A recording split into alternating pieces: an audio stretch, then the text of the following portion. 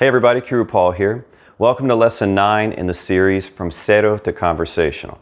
We're going to take a little break from those direct and indirect object pronouns and focus on the verb ser today. Do you remember ser? I mentioned it back in Lesson 4 with the verb estar. Those are the two verbs in Spanish that mean to be, but they are not interchangeable. Ser is used to express origin, occupation, and permanent states or conditions, or at least those states and conditions that are not easily changed. Estar is used to express location and temporary states and conditions. I'll be addressing estar in the next lesson. For today, we're just going to be focusing on ser.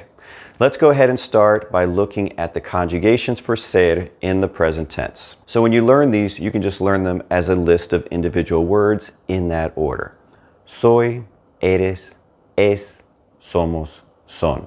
So during the day, you're like, oh, conjugations for ser. Soy, eres, es, somos, son. Got it. If you don't have it yet, you might want to go ahead and take a screenshot of those conjugations or write them down. We're going to be using them throughout the rest of the lesson. All right, let's go ahead and break ser down into the different ways it's used. And along the way, we're going to be sprinkling in a lot of new vocabulary.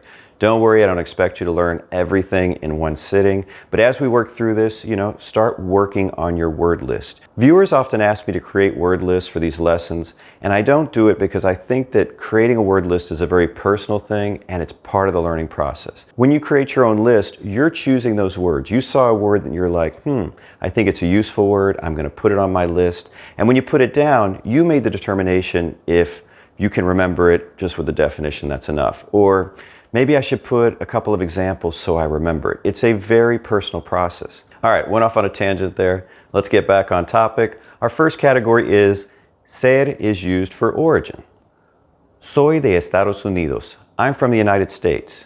You could also say soy de los Estados Unidos. There's no difference between Estados Unidos or los Estados Unidos. It's your choice. Personally, I prefer just Estados Unidos. It's easier. María es de Inglaterra. Maria is from England. We got a little rolling R in there you can work on. Inglaterra. Juan es de México. Juan is from Mexico. Mis vecinos son de Nueva York. My neighbors are from New York. See, it doesn't just have to be countries, it can be cities, regions, etc. If you want to ask somebody where they're from, you can ask, ¿De dónde eres?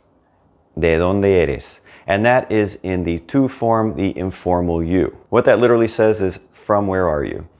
¿De dónde eres? In the early lessons of this course, we're speaking a lot in the tu form, the informal you, because it's much easier to do, and it's going to get you up and speaking. But eventually, as your Spanish improves, people are going to be holding you that higher standard, and you're going to be using usted more, the formal you. In that case, if you met someone and you wanted to ask where they were from, you would ask, ¿De dónde es usted? ¿De dónde es usted? Usted always uses the conjugation of the third person singular. That's where usted is always going to be. We can follow this format to ask where anybody's from. ¿De dónde es Juan? Where's Juan from? ¿De dónde es María?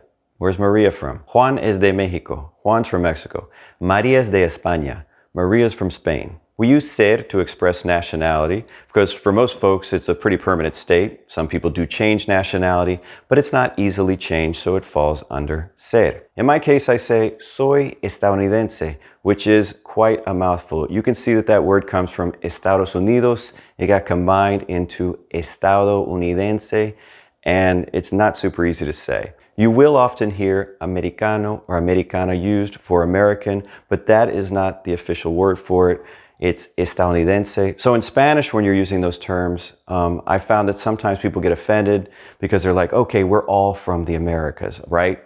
And then you're like, yeah, we have to have that talk. But in English, that's less of a problem to say I'm American because what's the other option? I'm a United Stater, or we don't have another adjective for that, do we? No, much easier. You're gonna have to practice that one. Estadounidense. And then you gotta get a little faster. Estadounidense. It's not easy. Nationalities are adjectives, and adjectives have to agree in number and gender with whatever they're describing. Soy canadiense. I'm Canadian. Somos canadienses. We're Canadian. You Canadians have it a lot easier. That word is a lot easier to say. Juan es mexicano. María es mexicana. Ellos son mexicanos. So we got to make sure we're using the right verb conjugation and that the adjectives agree in number and gender with whatever they're describing. I know this seems like a lot when you first start learning Spanish, but after a while, you're just going to be doing it without even thinking. Let's move on to our next category. Ser is used with occupations. Now, occupations are adjectives, okay? So same thing, number and gender. So I could say, soy profesor. I'm a professor. María es profesora. Maria is a professor. Ellos son profesores. They are professors. Soy mesero. I'm a waiter. Julio es mesero. Julio is a waiter. You may have noticed that I didn't say soy un profesor or Julio es un mesero. In Spanish, you're going to leave out that indefinite article, that is the un or una part, with occupations, unless I'm adding some additional information or qualifying adjective. In that case, we're going to stick it back in there. So take a look at these. Soy profesor. I'm a professor. Soy un buen profesor. I'm a good professor. Soy un mal profesor. I'm a bad professor. Bueno means good and malo means bad, and these are adjectives. So they're going to agree, again, in number and gender with whatever they're describing. So you could have bueno, buena, buenos, buenas, or malo, mala, malos, malas. But here we have buen and mal. So what's that about? Well, bueno and malo, when they appear before a masculine noun, they're going to drop that O. Juan es un buen mecánico. Juan is a good mechanic. José es un mal mesero. Jose is a bad waiter. But that's only going to be in that form when you're dealing with masculine nouns. For example, María es una buena mesera. Maria is a good waitress. Juan y María son buenos profesores. Juan and Maria are good professors. Where to put the adjectives in the sentence is something that can become very confusing for English speakers because, generally speaking, in Spanish, adjectives usually follow the noun, but not always, as you can see here. When using good and bad in the way I'm doing here, I'm really rendering a subjective opinion about something or someone. In that case, it's more common for the adjective to appear before the thing that it's describing. The good news is that that word order mirrors English, so hey, it's a lot easier to use anyway, right? Ser is used with adjectives to express permanent states or conditions, or at least conditions that are not easily changed. La casa es roja. The house is red. I could paint it, but it's not easily changed, right? So we're going to be using ser. Soy alto. I'm tall. I wasn't always tall, probably, but again, not easily changed. Las montañas son grandes. The mountains are big. That one's probably not going to change. Generally speaking, the color of an object is not easily changed, so we're going to use ser. Of course, that wouldn't apply to something that is changing. Let's say you had a ball and it changes into, green and red and it flashes, then I wouldn't use ser. But if the house is red, things like that, I'm going to use ser. While we're on the topic of colors, let's go ahead and learn some. These are all adjectives, which means what? They're going to have to agree in number and gender with whatever they're describing. I know, it's like a broken record, right? Black is negro. Brown could be café, marrón, pardo, carmelito. Brown can be a little difficult to use. These particular ones I'm giving you, café and marrón, are really safe to use with all kinds of things, but you're not going to use them for like hair color or anything like that. We'll talk about that in another video. In fact, I'll probably dedicate just a single video just to the color brown for the main channel, so look for that. Fortunately, the rest of the colors are going to be much easier. Gray, gris, white, blanco, yellow, amarillo, orange, anaranjado, red, rojo, pink, rosado, purple, morado, or púrpura. Let's go ahead and work with your colors a little bit. I'm going to ask you what color a particular thing is, and then you're going to take that information and then make the sentence from it, okay? Telling me the color. Here's an example. ¿De qué color son las casas? ¿De qué color son las casas? What color are the houses? Or literally, of what color are the houses? So I have azul, blue, in parentheses, because I didn't expect you to learn all those colors that fast. And you're going to have to answer, the houses are blue, okay? What would that be? You already know? Las casas son azules. Las casas son azules. Azul, blue, doesn't have gender, so you really only have to worry about if it's singular or plural. And when it's plural, you're going to put a little es. Azules. All right, you think you got this down? Let's do another one. ¿De qué color es la camisa? What color is the shirt? Anaranjado, orange. La camisa es anaranjada. La camisa es anaranjada. It ends in A because it has to agree with camisa. ¿De qué color son los árboles? What color are the trees? Verde, green. Your turn. Los árboles son verdes. Los árboles son verdes. ¿De qué color es el coche? What color is the car? Blanco, white. El coche es blanco. You didn't have to do anything there, right? Because it's already a masculine noun. You just stuck blanco on the end. Take a look at the screen. These are the sentences you just created. Let's say we just eliminate the verbs. Just take them out and then just, push this thing together. What do we get? Las casas azules. The blue houses. La camisa anaranjada. The orange shirt. Los árboles verdes. The green trees. El coche blanco. The white car. I'm sure you can already see how useful that will be. Now you can take this and pop it in another sentence with a different verb and create a more complex sentence. In all of these, the adjective is following the noun. Like I told you, that's the most common thing you're going to see in Spanish.